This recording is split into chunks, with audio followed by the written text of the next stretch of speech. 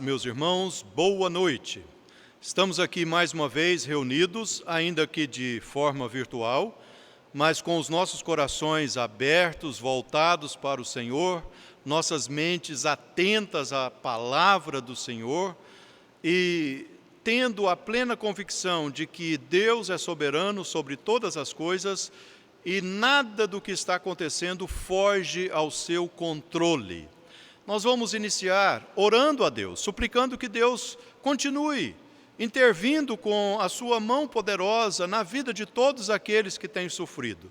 Vamos curvar as nossas cabeças, fechar os nossos olhos e vamos ter um tempo de oração diante da presença do nosso Deus. Oh, Pai amado, somos gratos a Ti porque temos o Senhor que é o nosso bem maior. Sabemos, ó Pai, que a nossa vida está nas Tuas mãos. Ó Deus, nós não temos dúvida de que o Senhor é soberano, que o Senhor é o Deus poderoso que pode todas as coisas. E humildemente nós queremos pedir que o Senhor faça a sua vontade, ó Deus, na vida de todos aqueles que estão sofrendo, ó Pai, especialmente pela Covid-19. Deus, que o Senhor esteja alcançando com a Tua mão curadora aquelas pessoas que o Senhor tem um projeto para a vida delas ainda aqui neste mundo, Pai. Que o Senhor esteja confortando, encorajando aqueles que estão enlutados, Senhor. Oh, Pai amado, tenha misericórdia do Teu povo, tenha misericórdia, ó Deus, da nossa nação. Ajuda-nos, ó Pai. Sem Ti nada podemos fazer. Pai, perdoa os nossos pecados, Senhor. Purifica, ó Deus, o nosso coração. E nos ajude, ó Pai, a andarmos na Tua presença com integridade. E agora, quando vamos ler a palavra do Senhor, que o Senhor possa nos fazer entender a leitura e depois nos fazer compreender a pregação e nos fortalecer para que coloquemos em prática tudo aquilo que vamos ouvir da parte do Senhor nesta noite. É o que eu te peço, humildemente, em nome de Jesus. Amém, Senhor. Irmãos, dando continuidade ao nosso estudo na carta aos Hebreus, e já quase terminando a exposição, já estamos no capítulo de número 10. Ainda que eu farei a leitura de todo o capítulo, a minha concentração para a mensagem nesta noite será dos versos 19 a 25. Mas nós vamos ler o texto todo. Os irmãos estão aí nas suas casas, assentados, provavelmente de maneira confortável. Se estivéssemos aqui no culto público, presencial na igreja, gastaríamos provavelmente 1h, 1h10, 1h15. E mesmo com a leitura de todos os versos e a exposição, acredito que não vamos passar muito de 30 minutos. Tenhamos, portanto, uma disposição física, mental, emocional, e ouçamos com fé a palavra de Deus. Hebreus capítulo 10. Ora, visto que a lei tem sombra dos bens vindouros, não a imagem real das coisas, nunca jamais pode transformar ou pode tornar perfeitos os ofertantes, com os mesmos sacrifícios que ano após ano, perpetuamente eles oferecem. De outra sorte, não teriam cessado de ser oferecidos, porquanto os que prestam culto, tendo sido purificados, uma vez por todas, não mais teriam consciência de pecados. Entretanto, nesses sacrifícios faz-se recordação de pecados todos os anos, porque é impossível que o sangue de touros e de bodes remova pecados. Por isso, ao entrar no mundo, diz: sacrifício e oferta não quiseste, antes um corpo me formaste. Não te deleitasse com holocaustos e ofertas pelo pecado. Então eu disse: eis aqui estou, no rolo do livro está escrito a meu respeito, para fazer, ó Deus, a tua vontade. Depois de dizer como acima: sacrifícios e ofertas não quiseste, nem holocaustos e oblações pelo pecado, nem com isto te deleitaste, coisas que se oferecem segundo a lei. Então acrescentou: eis aqui estou para fazer, ó Deus, a tua vontade. Remove o primeiro para estabelecer o segundo. Nessa vontade é que temos sido santificados, mediante a oferta do corpo de Jesus Cristo, uma vez por todas. Ora, todo sacerdote se apresenta dia após dia, a exercer o serviço sagrado e a oferecer muitas vezes os mesmos sacrifícios que nunca jamais podem remover pecados. Jesus, porém, tendo oferecido para sempre um único sacrifício pelos pecados, assentou-se à destra de Deus, aguardando daí em diante até que os seus inimigos sejam postos por estrado dos seus pés. Porque com uma única oferta aperfeiçoou para sempre quantos estão sendo santificados. E depois disso nos dá testemunho também o Espírito Santo, porquanto após ter dito: esta é a aliança que farei com eles. Depois daqueles dias, diz o Senhor, porei no seu coração as minhas leis, e sobre a sua mente as inscreverei, acrescenta. Também de nenhum modo me lembrarei dos seus pecados e das suas iniquidades, para sempre. Ora, onde há remissão destes, já não há oferta pelo pecado. Tendo, pois, irmãos, intrepidez para entrar no Santo dos Santos, pelo sangue de Jesus, pelo novo e vivo caminho que ele nos consagrou pelo véu, isto é, pela sua carne, e tendo grande sacerdote sobre a casa de Deus, aproximemo-nos com sincero coração, em plena certeza de fé, e tendo o coração purificado de má consciência e lavado o corpo com água pura, guardemos firme a confissão da esperança sem vacilar, pois quem fez a promessa é fiel. Consideremo-nos também uns aos outros para nos estimularmos ao amor e às boas obras. Não deixemos de congregar-nos como é costume de alguns. Antes, façamos admoestações, e tanto mais quanto vedes que o dia se aproxima. Porque se vivermos deliberadamente em pecado, depois de termos recebido o pleno conhecimento da verdade, já não resta sacrifício pelos pecados. Pelo contrário, certa expectação horrível de juízo e fogo vingador, prestes a consumir os adversários. Sem misericórdia morre pelo depoimento de 2 ou 3 testemunhas quem tiver rejeitado a lei de Moisés. De quanto mais severo castigo julgais, vós será considerado digno aquele que calcou aos pés o Filho de Deus e profanou o sangue da aliança, com o qual foi santificado e ultrajou o Espírito da graça. Ora, nós conhecemos aquele que disse: a mim pertence a vingança, eu retribuirei outra vez, o Senhor julgará o seu povo. Horrível coisa é cair nas mãos do Deus vivo. Lembrai-vos, porém, dos dias anteriores, em que, depois de iluminados, sustentaste grande luta e sofrimentos. Ora, expostos como em espetáculo, tanto de opróbrio quanto de tribulações, ora, tornando-vos coparticipantes com aqueles que desse modo foram tratados. Porque não somente vos compadecestes dos encarcerados, como também aceitastes com alegria o espólio dos vossos bens, tendo ciência de possuirdes vós mesmos patrimônio superior e durável.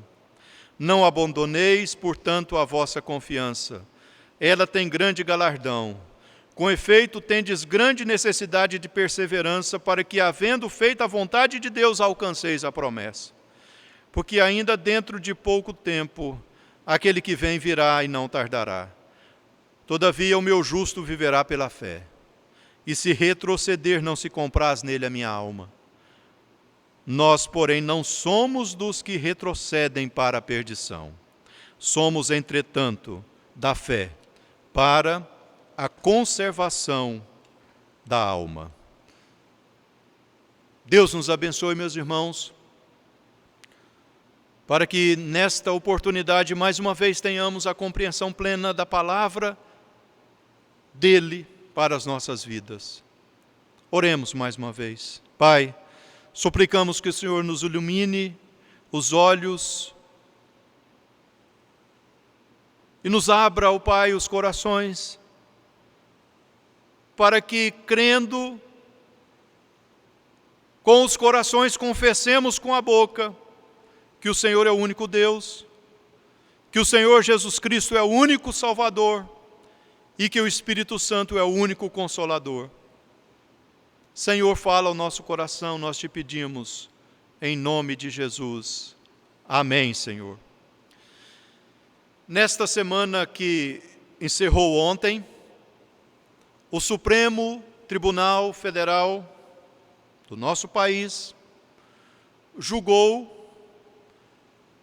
improcedente a medida cautelar que a ANAJURE e o Instituto de Liberdade e Direitos da Religião impetraram contra um decreto do Estado de São Paulo que proíbe a realização de missas e cultos e outras reuniões religiosas que causam aglomeração. Foi um momento difícil para o povo de Deus no nosso país. Foram 2 dias de julgamento. E por 9 votos contra 2, o STF, Supremo Tribunal Federal, portanto, indeferiu, julgou improcedente a medida cautelar daqueles órgãos que eu já citei, contra o decreto do Estado de São Paulo. Os juízes do Supremo Tribunal Federal, em suas argumentações, no momento dos seus votos, foram contundentes em dizer que ali eles não estavam indo contra a Constituição do país, que dá direito à liberdade religiosa, mas eles estavam interpretando a Constituição no artigo que fala que a vida precisa ser conservada. E todos eles disseram que não tem absolutamente nada contra a expressão religiosa no país, a liberdade religiosa no país, e que, portanto, aquela decisão é apenas uma decisão em que, em caráter temporário, não se deve haver aglomerações em razão de cultos, missas e outras manifestações religiosas no país. Eu quero crer que, de fato, o que foi dito seja verdade. Eu quero crer que, de fato, a vida esteja sendo preservada. E que tão logo nós tenhamos um número reduzido de internações, e que tão logo nós tenhamos a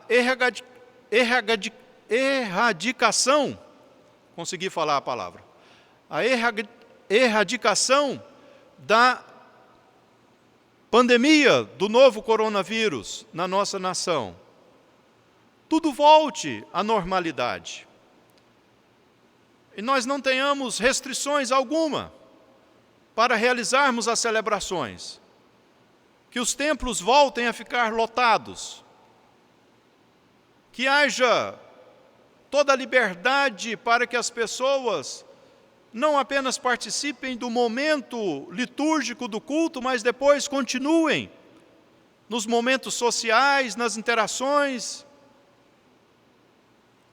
Eu quero crer que, de fato, a decisão tem apenas este sentido, este significado.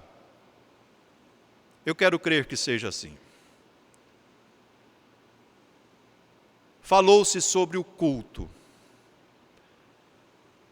Embora aqueles juízes, na sua grande maioria, não compreendam o que é o culto, e quem sabe nem participem de culto, mas falou-se sobre o culto.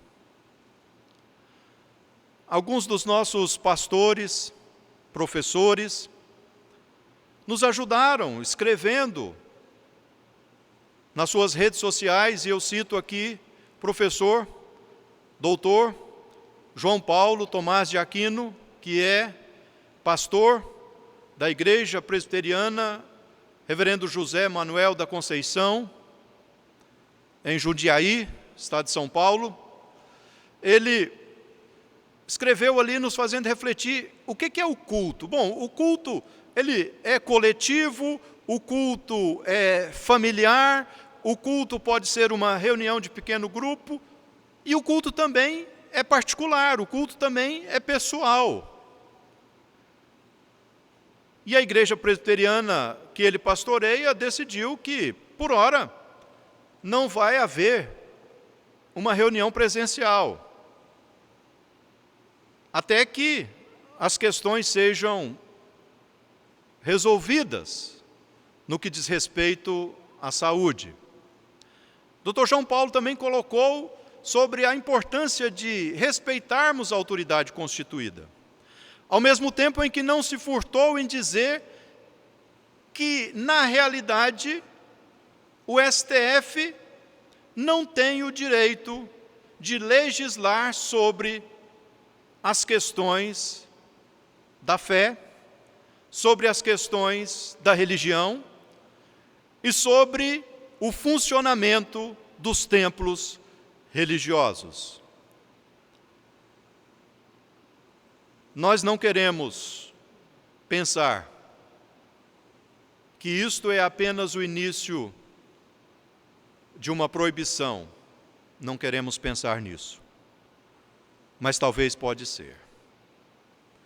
No entanto, enquanto não sabemos no que vai dar tudo isso, devemos ter plena convicção de que temos um culto que prestamos a Deus, que é um culto particular, que é a entrega e a apresentação da vida a Deus, conforme diz Romanos 12, que nós apresentamos o nosso corpo como sacrifício vivo, santo e agradável a Deus, que é o nosso culto racional, conforme diz também 1 Pedro capítulo 2, que nós oferecemos sacrifícios agradáveis a Deus, que é o nosso culto particular, ao mesmo tempo em que nós lemos aqui que não é para deixar de congregar, como é costume de alguns, e sabemos da necessidade do culto coletivo presencial, em que a igreja, como comunidade de fé, ora, louva, adora, confessa, participa do sacramento da ceia, participa do sacramento do batismo.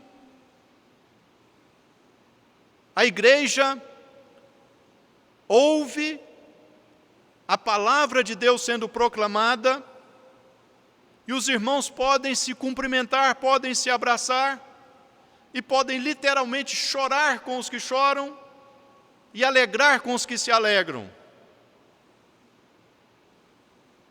Nós esperamos que dentro em breve tudo volte à normalidade. E eu reafirmo que vejo a importância, a necessidade do culto presencial, e do culto presencial daqui a um tempo, sem nenhum tipo de restrição de participação da membresia, templo lotado, para a glória e louvor de Deus. Mas enquanto isso, conforme eu disse, eu quero pensar com os irmãos apenas no trecho dos versos 19 a 25. Na perspectiva do culto que agrada a Deus. Qual é o culto que agrada a Deus? Já que nós estamos falando sobre culto, e temos que falar sobre culto, e temos que viver o culto, e temos que defender o culto, qual é o culto que agrada a Deus? Nesse trecho, o escritor aos Hebreus vai nos mostrar que há algumas atitudes que o cultuador, que o adorador precisa ter para que o seu culto agrade ao Senhor. Quais são essas atitudes? Qual é o culto que agrada a Deus? Os versículos anteriores nos deram conta de que aqueles sacerdotes ofereciam o sacrifício E aquela era a primeira aliança, a primeira dispensação, o primeiro pacto, o primeiro testamento. E aqueles sacrifícios de touros, de bodes, de ovelhas, eles não eram capazes de remover os pecados, o sangue daqueles animais não eram capazes de remover os pecados. Eles apontavam para o sangue de Jesus, e é por isso que o texto diz no verso 19, que tendo, pois, irmãos, intrepidez para entrar no Santo dos Santos, pelo sangue de Jesus. É o sangue de Jesus que nos habilita a entrarmos na presença de Deus, e culto é estar na presença de Deus. E por isso que, nesse sentido, o culto da nossa vida acontece 24 horas, porque 24 horas por dia nós estamos na presença de Deus, porque até mesmo quando estamos dormindo, o Senhor, o coração nos aconselha. Nós estamos prestando culto a Deus em todo o tempo. O que acontece no culto coletivo, dominical, ou que ocorre em outros dias da semana, nos templos ou nas casas, nos pequenos grupos, o que acontece é que cada um de per si vai agora apresentar a sua devoção, a sua adoração a Deus, e juntando com os outros irmãos, vamos cumprir o que a Escritura diz. Que é bom e agradável viverem unidos os irmãos. E é como óleo que desce sobre a cabeça, a barba de Arão, e escorre pelas golas de sua veste. E o orvalho do Hermon, que desce regando a terra e trazendo fertilidade. E ali ordena o Senhor a sua bênção e a vida para sempre. A bênção do Senhor e a vida para sempre está na comunidade, na comunhão dos santos, na presença comunitária, na vida comunitária, porque Deus chamou para si um povo. Quando Deus mandou Moisés dizer a Faraó que era para Faraó deixar ir embora o seu povo, era para que o seu povo adorasse no deserto, o seu povo. Deus chamou para si um povo.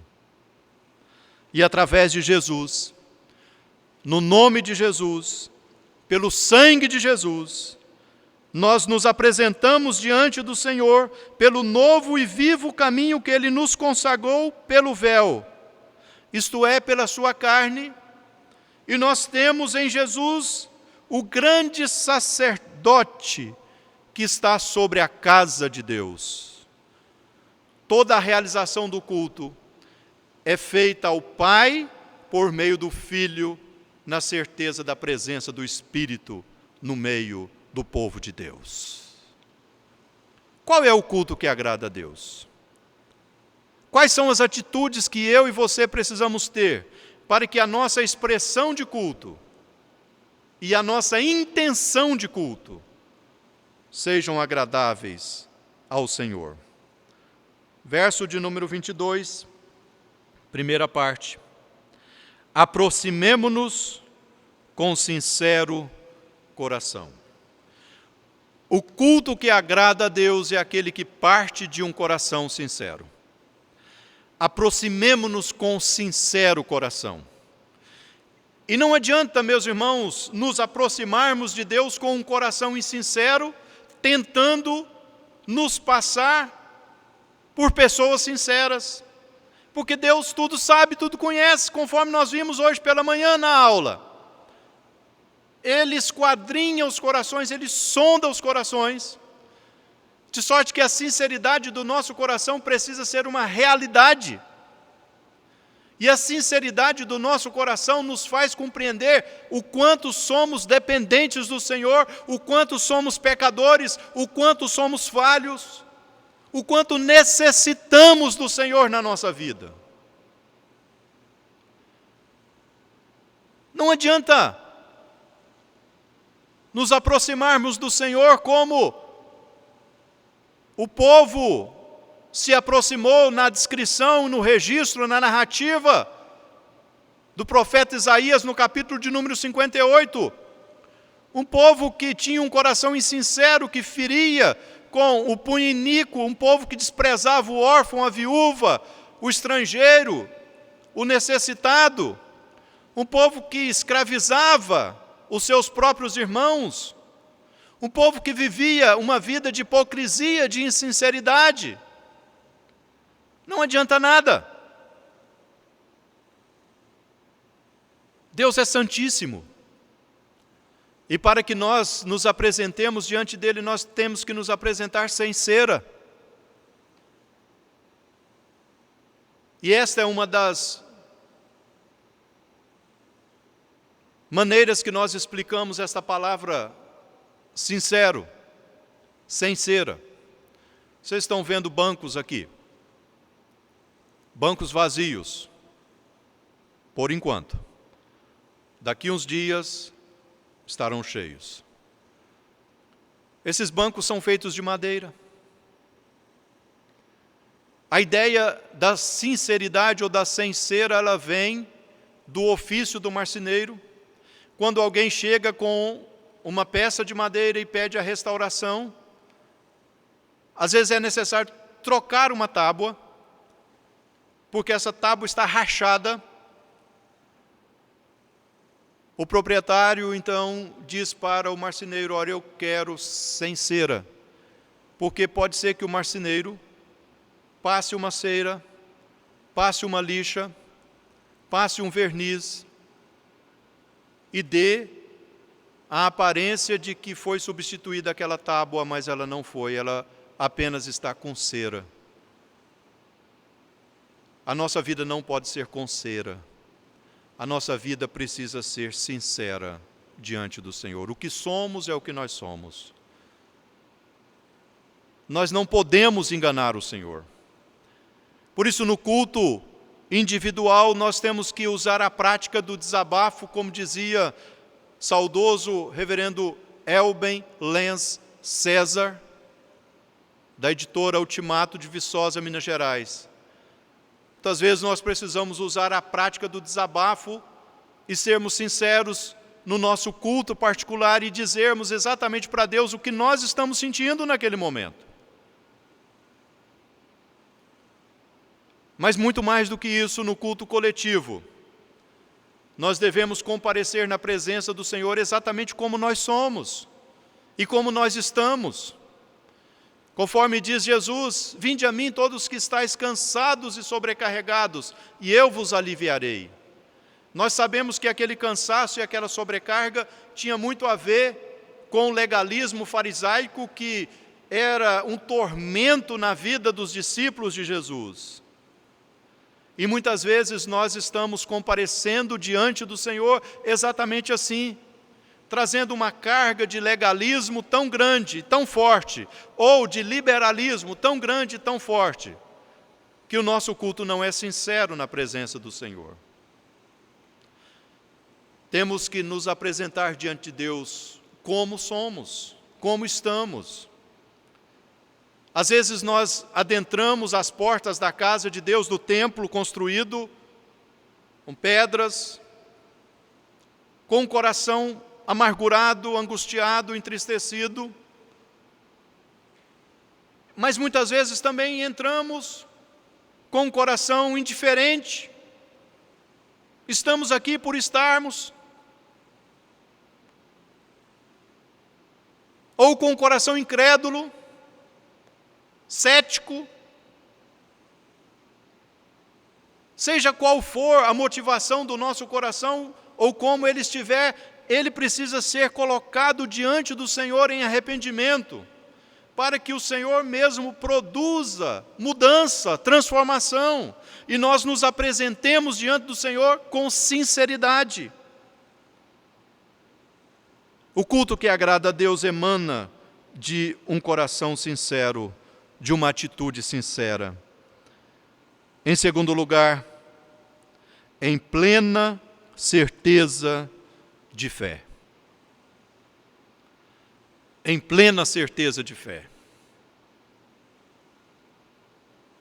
Aqueles sacerdotes, quando ofereciam um sacrifício do animal, pelo pecado do povo, eles deveriam ter plena certeza de fé na presença de Deus. Nos dias em que vivemos, já lavados pelo sangue de Jesus, nós também precisamos nos apresentar diante do Senhor, seja no culto particular, seja no culto familiar, seja no culto coletivo, em plena certeza de fé. Que fé? Nós sabemos que há 3 tipos de fé. Existe a fé que é o mero assentimento intelectual, aquela fé que leva a pessoa a dizer: eu acredito que Deus existe. Afinal de contas, alguém criou todas essas coisas. Mas esta fé não é suficiente para cultuar a Deus, porque se fosse, Deus aceitaria o culto do inimigo, porque Tiago diz: crês em Deus, fazes bem, até o diabo crê e treme. E nós sabemos que o diabo não pode cultuar a Deus e Deus não vai receber o culto do diabo. Então não adianta apenas acreditar, precisa ir além do acreditar. O segundo tipo de fé é a chamada fé temporária, a fé nos milagres, a fé na provisão, a fé no livramento, a fé na vitória. Não. Esta fé temporária também não serve para o culto a Deus, porque essa fé nos leva a buscar muito mais as bênçãos do que o Deus da bênção. Então, qual é o tipo de fé que agrada a Deus? É a fé salvadora. É confiar somente em Jesus para a vida eterna. Porque estando nós mortos em nossos delitos e pecados, Deus nos deu vida. E agora, pela graça, somos salvos por meio da fé. Isso não vem de nós, é dom de Deus. E é exatamente esta fé salvadora, esta plena certeza de fé salvadora de que Deus está recebendo o nosso culto por conta de Cristo Jesus, o nosso Senhor e Salvador. Deus está recebendo o nosso culto porque o nosso culto é intermediado pela pessoa de Cristo Jesus. Esta é a plena certeza de fé. Não é a fé na fé. É a fé na pessoa de Jesus, que é quem abre a porta para que nós estejamos na presença de Deus. É a fé salvadora. É a fé em Jesus Cristo. Terceiro e último lugar. Qual é o culto que agrada a Deus? Qual é a atitude que nós devemos ter para agradarmos a Deus na expressão de culto? Tendo o coração purificado. Tendo o coração purificado de má consciência e lavado o corpo com água pura. Quando Isaías, o profeta, nos dá conta da sua visão a respeito do ser de Deus, obviamente uma visão espiritual, em Isaías capítulo de número 6, ele fala que no ano da morte do rei Uzias, ele viu o Senhor assentado sobre um alto e sublime trono. Mas ali, diante daquela realidade, ele faz a seguinte indagação: ai de mim! Agora o que farei, porque os meus olhos viram o Senhor dos exércitos? Ai de mim! O que farei, porque sou pecador?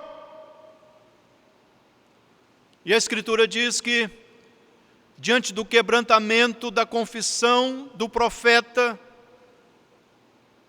então a sua língua é purificada, o seu coração é purificado, o seu pecado é perdoado, para que ele continue na presença do Senhor. Assim, o escritor aos Hebreus está dizendo que o culto que agrada a Deus é aquele que emana de um coração purificado. O nosso coração é purificado quando nós reconhecemos o nosso pecado e confessamos diante do Senhor. Na primeira carta de João,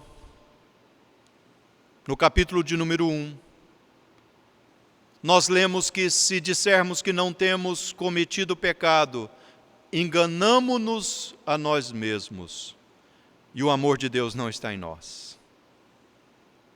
Mas se confessarmos os nossos pecados, Ele é fiel e justo para nos perdoar os pecados e nos purificar de toda injustiça.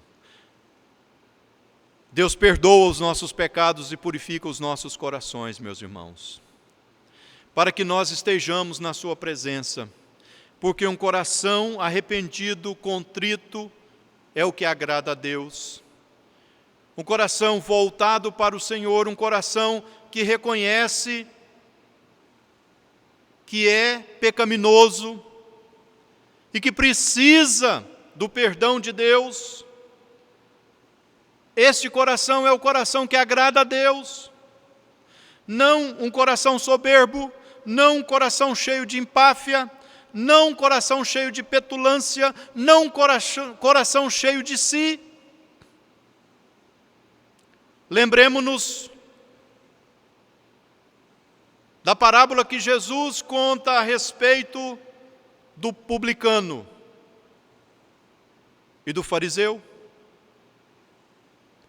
Ambos subiram ao templo para orar, para cultuar.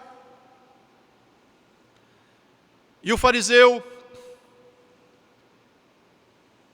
orava de si para si e dizia que ele não era como o publicano e como os demais pecadores. E ele batia no peito e dizia: eu dou o dízimo, eu jejuo, eu faço e aconteço. Enquanto que o publicano nem ousava levantar os olhos, mas dizia apenas: sê propício a mim, pecador, Senhor. Deus se agrada de corações quebrantados, compungidos e contritos, meus irmãos. A expressão de culto e a intenção de culto precisa emanar de um coração que é purificado. Qual é o culto que agrada a Deus? Temos nós nos apresentado diante do Senhor, meus irmãos, com um coração sincero, com um coração que de fato apresenta aquilo que é? Temos nós nos apresentado diante do Senhor em plena certeza de fé, não na nossa fé, mas na fé na obra de Cristo? Temos nos apresentado diante do Senhor com um coração purificado, com uma consciência tranquila, no sentido de que nós temos buscado preencher a nossa mente com a mente de Cristo, no sentido de que nós temos buscado pensar naquilo que é puro, que é santo, que é verdadeiro, naquilo que pode ser cheio de virtude, de louvor. Não sabemos exatamente quando tudo isso vai passar. A Igreja Presbiteriana da 706 Sul, através de seu conselho, tenciona retornar de maneira presencial com todas as medidas de segurança no primeiro domingo de maio, dia 2 de maio, o mês da família. Esperamos que, passo a passo, as questões sanitárias sejam resolvidas. e que voltemos àquela santa aglomeração do povo de Deus. Mas enquanto isso, continuemos cultuando a Deus de maneira particular, de maneira familiar, e daqui a pouco, de maneira presencial, conforme eu disse, com os devidos cuidados. Mas entendamos que Deus é Espírito e importa que os seus adoradores o adorem em espírito e em verdade. Meus irmãos, o texto diz que nós precisamos guardar firme a confissão da esperança, sem vacilar, porque quem fez a promessa é fiel. Nós devemos entender que nós estamos aqui porque Deus quer que nós estejamos. Aqueles que não estão mais porque Deus quis que eles não estivessem. E enquanto estivermos aqui, devemos nos considerar de maneira a nos estimular ao amor e às boas obras. E não vamos ter como pretexto a situação da pandemia para abandonarmos a casa de Deus, quando pudermos voltar aos cultos presenciais. O dia se aproxima, o dia de Cristo se aproxima. Nós não sabemos quando será, vivemos na urgência da volta de Cristo Jesus. E nós queremos, irmãos, continuar com os nossos corações voltados para o Senhor Deus. Oremos. Pai, ajuda-nos, ó Pai, a compreender que o Senhor é soberano e o Senhor tem o controle de tudo. Ajuda-nos a entender que o Senhor está recebendo o culto particular, o culto familiar, o culto presencial, ainda que com restrições. E esta forma que nós estamos usando, este método, esta metodologia online, ela nos ajuda a ouvir e a pensar, a assistir e a desejar estarmos presentes fisicamente uns com os outros. Tenha misericórdia dos juízes do STF, ó Deus. Que eles de fato tenham sido sinceros e que esta questão de proibição seja de fato voltada à vida e seja apenas temporal. Livra-nos, ó Pai, de uma perseguição e dá-nos, ó Pai, liberdade para continuarmos fazendo a obra do Senhor. Assim nós oramos em nome de Jesus. Que a graça do nosso Senhor e Salvador Jesus Cristo, o amor de Deus o Pai e as ternas consolações do Deus Espírito Santo continuem sobre todos, hoje e para todos sempre. Amém, Senhor. Amém. Deus os abençoe.